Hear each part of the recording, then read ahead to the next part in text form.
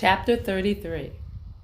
The Hindi lyrics streamed through Murari Varadaraj's head as he softly hummed the religious notes to a puja song he'd been taught as a child by his parents, while the family performed their ceremonial ritual during early morning prayer. He thought of the image of Lord Ganesh, the god of hope, who removed danger from the path of his followers. He pictured the deity that resembled an elephant with its large ears alert and its raised trunk leading the way to freedom, if the prince only continued to have courage and to resist fear. The quieting melody gave solace to his soul and directed him to be prudent and watchful.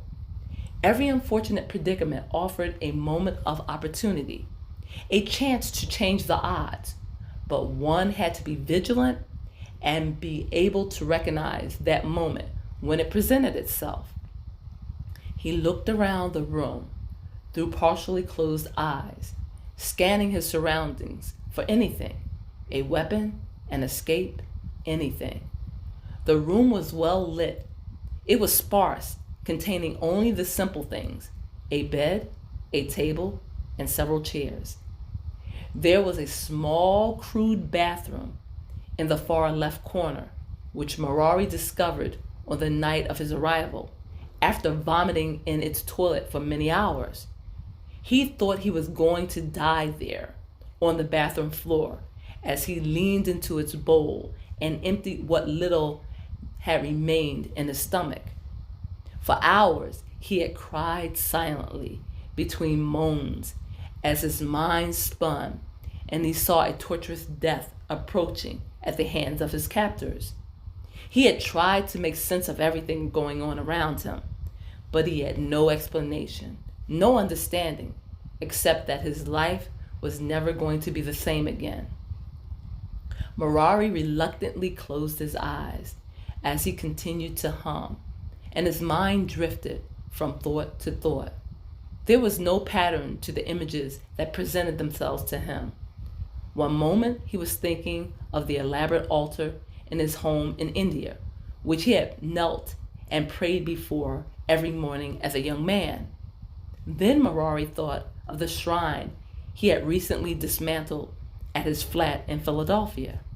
He remembered Aaron and their search for a place that had a closet which faced the northeast. It had taken them months to find such an apartment with a closet he could turn into a small temple.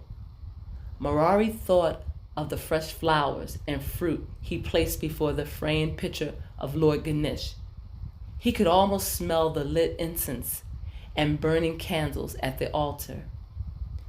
As he imagined and drew strength from his faith, the song in Murari's head gradually changed.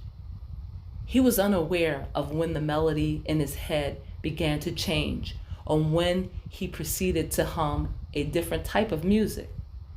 A rhythm and blues song fused with soulful words and a funkadelic beat replaced the puja hymnal. The R&B continued to uplift his spirit.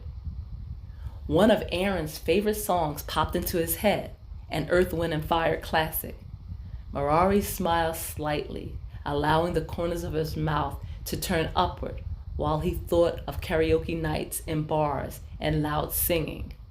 He remembered serenading Aaron and her girlfriends through an open window as they danced around on the outside sidewalk of a outdoor cafe.